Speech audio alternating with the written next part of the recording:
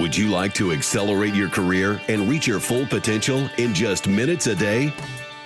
Welcome to the LEADx Show with New York Times best-selling author and Inc. 500 entrepreneur, Kevin Kruse.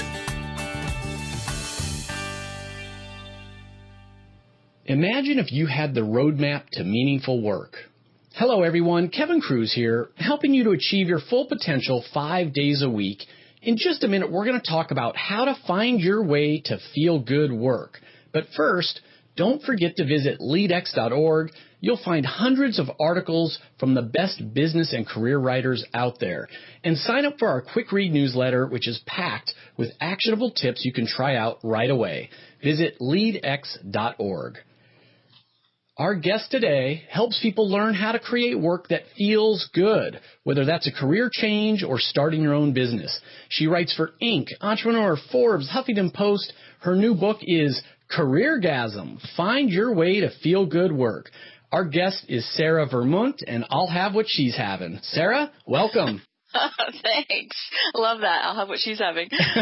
You clearly are in love with your publisher, and they are in love with you for them to allow you to go with that provocative title. It is provocative, isn't it?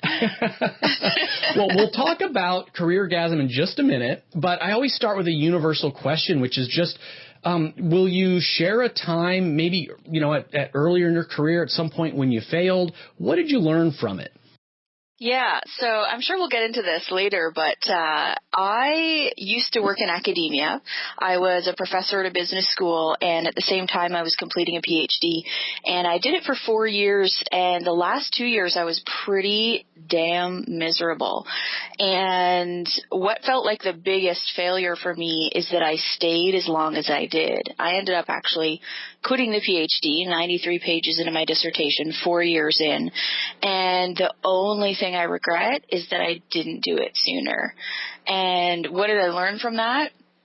Well, I guess I learned that things don't have to get super ugly before you change your mind. Like, things don't have to completely fall apart before you choose something that feels better, which is ironically what I'm helping people do now.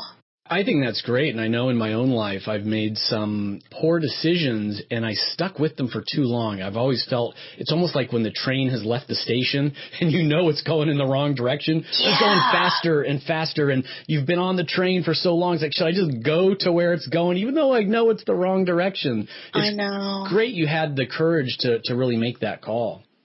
Yeah, well, I mean, it did take 2 years of me being really effing miserable. And, it's interesting. I have so much empathy for the people I work with because in many cases, that's the same thing they struggle with. They'll stay for too long doing something they hate. Well, and this is great. And your own experiences, fuel your book. Your new book is Careergasm, Find Your Way to Feel Good Work. And, Sarah, you say that one of the hardest things to do for career happiness actually really isn't picking what you want to do, but kind of admitting it to yourself. Well, what do you mean by that?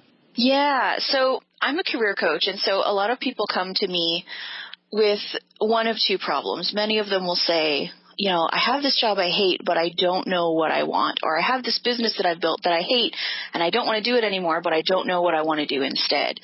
And very quick in our work together, we kind of find out very often that that's actually not the problem. The problem is that on some level they do know what they want, but they're afraid to want it. Because there's a big difference between, like you say, not knowing what you want and not admitting that you want it. And sometimes admitting that you want something is even worse than feeling lost because it actually puts the pressure on you to do something about it. Well, and that feeds right into what I was gonna ask you about is so even if I know, okay, this is really my calling, this is the career I would want, you say we don't always act on it right away. And you talk about the resistance. Tell our listeners about the resistance. Yeah, well, I mean, resistance comes in a couple of forms, at least, for me and the people I work with. It seems to come in two main forms. And the first is when you're resisting something because you're actually telling yourself that you should do it and you have to do it and you don't really want to do it. So it's just kind of like avoiding something that feels bad.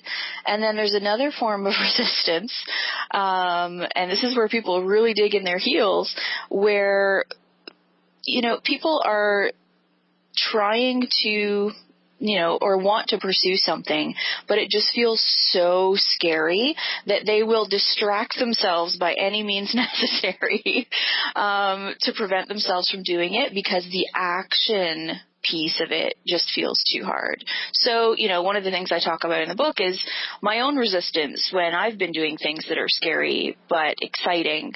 For example, developing a course for people.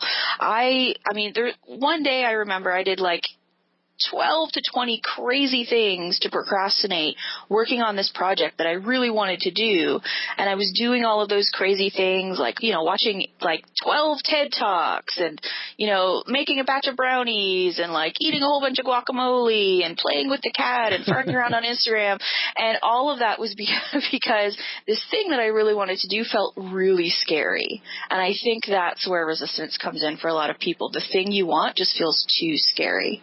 And part of the, or one possible fear has to do with money. Like, hey, I'm in a miserable career, but I'm making a lot of money. And if I really did what I wanted to do, I'm going to be broke. And you have some chapters. I just love your writing and your chapter titles. One's called The Cheesemaker and the iPhone, which is very, I'm like, hey, what's that about? And then the other made me laugh right away, A Van Down the River. So what are you talking about in these chapters, and how do people get hung up about the money piece? Yeah, well, you can't be a career coach without talking about money, because the money piece is usually what keeps people stuck in jobs that they hate, because they're, everybody has these bag lady fears. And so the chapter that's called The Cheesemaker and the iPhone is actually a story about a woman I worked with, and she was really successful in her career. She was working in finance, and she said to me, well, I can't leave finance to become an artisan, like a cheesemaker or something. She was interested in like art, working as an artisan or a healer of some kind. We hadn't nailed it down yet. And she's like, well, I can't do that. I like my iPhone. Like, I need to keep my iPhone.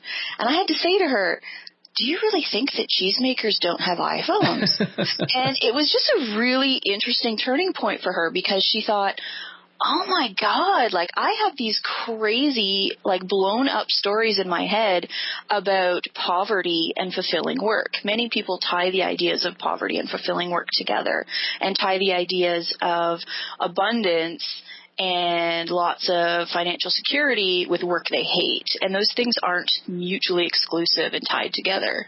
It's such an important message. And part of why I liked those chapters in this message is, I literally have a friend, and as I was reading your book, my friend and I, we were having this conversation where, she's not thrilled in the six-figure job she has now. She sort of knows what she wants to do, but she said to me, you said the bag lady. She actually said those words. She said, I'm a single mom with 2 kids. What am I supposed to do? Take them to the homeless shelter I'll be living out of? And, for me to see her strengths and her success, and the reality was, it's very easy for me to say, that's never going to happen. Like, even if it doesn't work out, you're never going to end up, being a bag lady kind of thing. But it feels real to us when it's, I'm sure I have the same kind of fears, right? Yeah, we all have money fears, and it's so interesting how we place them in, like, I either have money or I'm living on the streets. It's like there's no in between, right? That's when some of the crazy fear stuff is creeping up on you, when you can't even be rational about it. Yeah. One last question, Sarah. I always like to end by challenging, our listeners to get 1% better every single day. So is there something that our listeners can do, something you want to challenge them to do today for their career? I totally do. Yeah. And I've been thinking about this actually. I would love to challenge your listeners to drop one thing that feels bad so that they can lean a little further in the direction of something that feels good. Because very often, you might not know what your dream job is or the exact way you want to run your business, but we kind of have this internal compass that says, oh, this feels warm or this feels cold. And so if you can just turn away from something that feels not quite right and turn more towards something that is already feeling good for you, I think it'll be wonderful for your career and your business. Love it. And what's the best way our listeners can find out more about you and your work? I'm at Careergasm.com, and I'm at Twitter and Instagram on Careergasm. And actually at Careergasm.com, I have a free course that people can take, and people can get the first 40 pages of my book for free too. Wow, friends, you just received free mentoring from a career expert and now have a way to get some online training resources as well as part of the follow-up. So don't forget, everyone, you can get links and notes from this interview over at LEADx.org. You can get Sarah's new book, Careergasm, from Amazon.com or your favorite bookstore. And one last thing, listeners, I got to remind you, if you got even just one new idea from the LEADx show, please hop on over to iTunes, hit subscribe, leave a quick, honest review. And if you do that, shoot me an email. I'm at kevin@leadx.org, and we'll put you into our private ambassador group on Facebook. We do lots of giveaways, hang out with our guests, and have a lot of fun. So until next time, remember, leadership isn't about a title or authority. It's all about influence. We are all leaders. My question is, who are you going to lead today?